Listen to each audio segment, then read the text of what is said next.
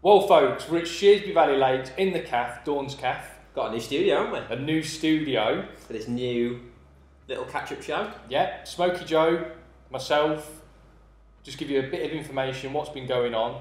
And I think to just start off, we can talk about the Sonubaits, it's a bit of a mouthful. Yeah. Sonubaits, Feeder Masters, Hallcroft, Winter Pairs. Winter Pairs, yeah, that we've just fished, haven't we? Just finished. Just finished it. Obviously going into Heartbreaking. the last Heartbreaking. we were flying, going into the last round. £7 clear, weren't we, at the top? And then our nightmare came through, didn't it? Yeah, I don't think we did bad, but obviously we had a good day, didn't we? We'll have to talk about it later, but I don't think we did bad. I think just that other people did well as well. Yeah. So just a bit of background in the league. Obviously, it's feeder only. Hallcroft Fisheries, which is a new venue for me. I've not fished it for years. Neither of us have fished for years and years and years. So we were going up there blind, weren't we? Yeah. Really. Obviously, a lot of skimmer fishing, a few roach. It was a brilliant league last year, wasn't it? Really? I didn't really pay any attention to it. Low weights, but close fishing. Really good fishing. And obviously, you can, for me, my personal fishing in the winter, I like to now, last sort of 2-3 years, revolve it around feeder fishing. Yeah. And I can either go to Boston, Boddington, that sort of place, and fish for a few bites, which is good because they're nice big fish. Or you can go to Hallcroft and get a few more bites, smaller fish, but you're a bit more active. So, it swings and roundabouts. I don't mind doing either, but obviously, it's been nice to go there, hasn't it? When we both decided to do it, I've really enjoyed it. Yeah, it's been really, really good. So, there's been a few carp to catch, haven't there? Well, you've had a carp day, haven't you? I've had a carp day. And our standing partner had a carp day, but apart from that, it's pretty much silverfish. But carp are £1 a piece, aren't they? £1 a piece, so, you've got to really consider what you fish for, haven't you? Because £10 was a really good weight. It's been a brilliant weight. So 10 carp, £10. So going through the league, obviously we've done pretty well all the way through, and then going into the last round, we had a £7 lead, didn't we? And yeah, and just I don't know. We blew it. No, hang on, we didn't blow it. We didn't blow it. We didn't blow it. They won it. They won it. We didn't blow it. They won. So first round, obviously, weather's a little bit warmer. Yeah. What did I? £18. £18 on moat. Really felt. I kept feeling every round. I thought there's £2, £3 extra there. Both of us that day caught really late, didn't we? Yeah. What did you have? You had £12. £12. I had £18. Good start, £30. Second round. Did I have £15 and you were? Oh, we got Dan from Shearsby. Through Shearsby, he had Dan. Not a bad day actually, did he? Really good day on the bridge. Rubbish bag. 7 carp, did he? And yeah, I think he ended up with £7 or £8. So that was a sort of a disaster averted. Then it started to get hard then, didn't it? Yeah, then the cold weather, there was ice on the water on the next round and it was tough. I think I had £10. I had 6 and a bit. Which I couldn't believe. The motor had gone down. But that's just how it fished, wasn't it? It was really, really hard fishing. A lot of roach that day. Yeah, it did. Talk about feeders, ground bait, because obviously you've got your mix, I've got my mix. Yeah. Did it matter in the end? Probably not. Probably not. I just feel a dark mix. Dark. Yeah, I used F1 Dark, which is a mix I love. And you use Black Swimston. I've used Black Swimston because obviously I've used that for years. Obviously we've added a bit of lean to that. Yes, I thought that was really important. Yeah, lean was very good on it. You were the person who made me want to put a bit of lean in, and when I used it, I thought that was important. Cuts down the food content. Just because all your bites are quick, so it means you got, as that video that I did a few weeks ago, all your bites are quick, and having a bit of lean, it just allows you to keep going, doesn't it? Yeah, you can keep chucking, because you're not ploughing loads of bait into the head. And also, I thought a bit of cloud, something there, and skimmers liked it, doesn't it? Skimmers liked it. And by altering your mix, by making it a little bit drier, a bit of damper, you could sort of, on the good days, you could spot something, couldn't you? Yeah, you could maybe you could just get a bit of activity in your peg. So obviously making your mix a little bit drier, clouded it up a little bit more. It was noticeable that a dry mix was really good for me all the way through the series. Well, I couldn't believe how dry you were having. I was mixing it to a dry consistency and just altering the way I tap it in the feeder. Yeah. Whereas mine was like... Yeah, you could ram it in your feeder and it just explode out. So, that was noticeable. Obviously, Bloodworm and Joker. Which throws its own spanner in the works. Now, I said to someone the other day, I'm sure if you just went with a tub of pinkies and a bag of ground bait... Pinkies were the best bait you would do really well. Pinkies were the best bait. I never caught anything on pinkies. Didn't you? No. Well, for me, pinkies were the best bait by a million miles. But it's like the whole orange wafter thing. You get your first bite in it, you're confident, aren't you? Yeah. I was catching on double bloodworm Right, okay. So I never seemed to be able to catch on bloodworm until later on in the session, and I felt that's because I'd fed a bit of joker, the switching onto that. Whereas if we're feeding loads every of joker, match I'd be like, right, start on triple pinky, get me bonus skimmer first chuck. That's what I never moved. No. I always had sort of my first bite on double or triple pinky, and then worked it from there. But I never seemed to catch anything with bloodworm. But joker wise, what were we feeding? We'd get a pack between us and then split a pack between us, 50 goods of a bait, and take most of it home. Yeah. But it was important to have it in, but it wasn't. And I think in the early rounds there was, I'm sure that if we'd have piled some bait in somewhere, we could have dropped on it somewhere. And I fell foul of it because I actually on round 4 I actually won the match tonight. Yeah, you did. Yeah. £15 on bridge pool, and halfway through I've rang Rob up and been like, I'm going to win. What should I do? And I decided to gamble and actually put one of them in full of joker. Right. Because I thought, well, I might as well try and win it for us. Right. And it killed my peg stone dead. Yeah, it's almost as if you couldn't, once you're catching a few fish, you couldn't feed. And when you think about it, they have pole matches there, and if you put a ball of ground bait in like that, with some joker in it, it wouldn't kill your peg, would it? No, it wouldn't. Yeah, on a feeder. I think it's important to talk about the pole matches, because we would go in, and I think it catches people out. Yeah, every pole match was won with sort of like 20, even £30. Up to £40. Everyone catching loads of fish. And that was never in danger in the feeder matches. Feeder matches was so poor in comparison weight wise. 15 to 20, low 20. And obviously that's got to be because of the way it's got to be presentation and the fact that you could feed with a catapult, that sort of thing. Light rigs. Picked up that feeder again. That was the feeding feeder, wasn't it? That was my feeding feeder, yeah.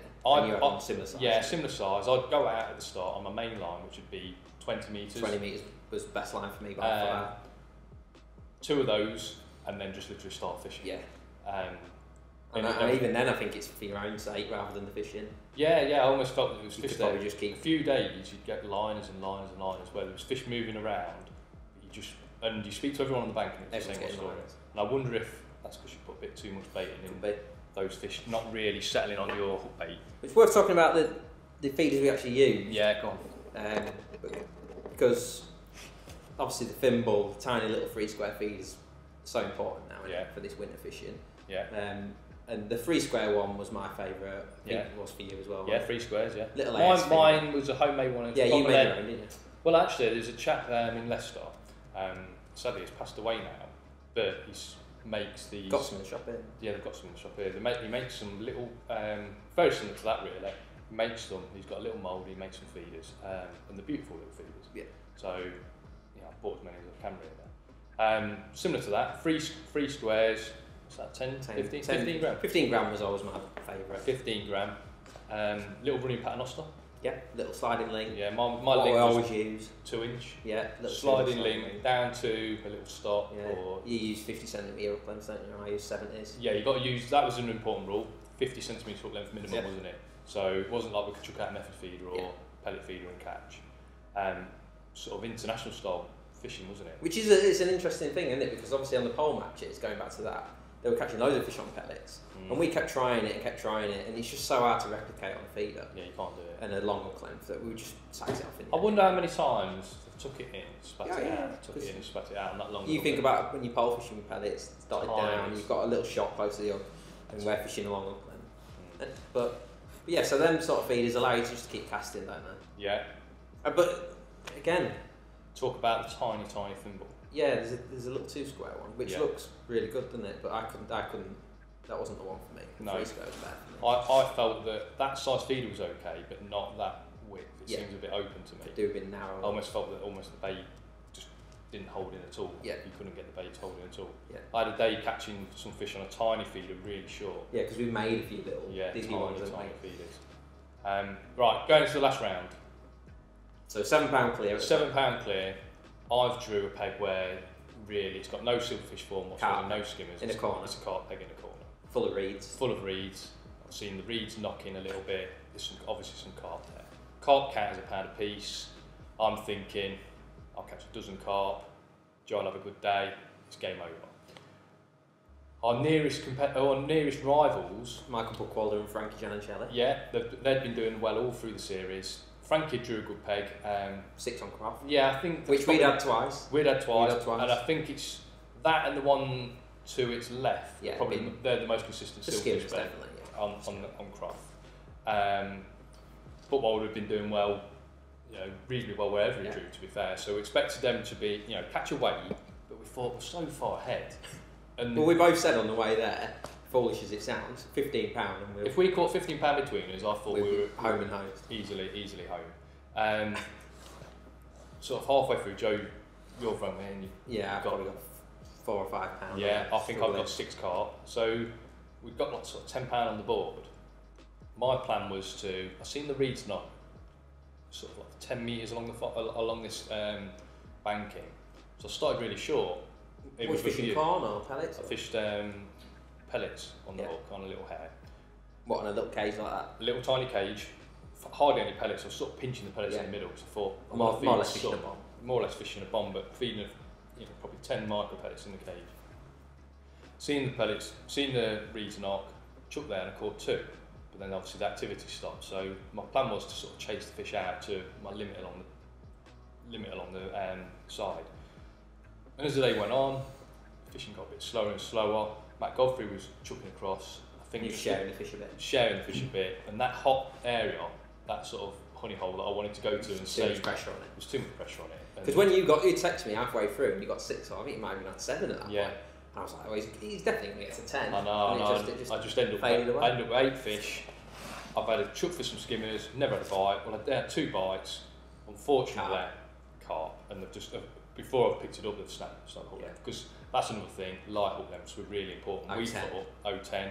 010 low vis. Yeah, use low vis. You love your power, reflow power. Yeah, that's all I use. It's all you use. But obviously, you put me onto low vis. I use low vis in the lower diameter. It ties up lovely. Ties up beautifully. It doesn't slip when you tie hook, and it mics up absolutely perfect as well. So it doesn't spin when you're reeling. No, it was just a really nice line, wasn't it?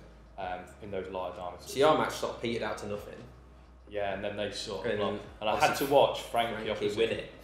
Yeah, basically. Because slayed some skimmers. The funny thing was, obviously my match was, as Mo has been, quite difficult. There's only some really skimmers feeding. There was no roach feeding this time because there's been a lot of roach catch on that lake. But I was sort of just ticking along nicely, 4 or 5 skimmers, got to sort of £5, and then the last hour came, and it was like there was some fish there, and they were having a feed, and I'm catching these £1.5 skimmers, and you thought that was it, and I was just like, well, this is what a way to end, I'm going to catch 11 or 12 pound here. I know, but I'd probably let us down. I should have caught 2 or 3 other carp. Well, you know, I know. I should have caught 2 or 3 other carp. £2 the last match, £2 the match before, £2 the match before, £2 the match before. £1.14 ounce we lost out on. I know we did, yeah, but obviously I'm looking back thinking we should have had it sewn up. But I'm sure Frankie and Michael could. Yeah, everyone could have had a lot more fish. Everyone could have had a lot more fish. Really enjoyable. It's just painful when you get so close, isn't it? And I mean, look, we still won 1,100 quid. Yeah, I think we did, didn't we? And we were second on the day, on the final day. Yeah, we were second on the day. That's another thing. We were second on the day. Third the week before. £19 combined weight. So we got past our target. Yeah, we'd have took £19, wouldn't we? Easy. Yeah, I think I was third in the match. Yeah. £11 bob. That's how hard it is, third in the match. And so it's just like, it was just a bit of a frustrating end, wasn't it, really? Yeah, really frustrating. But a really good series, I must say.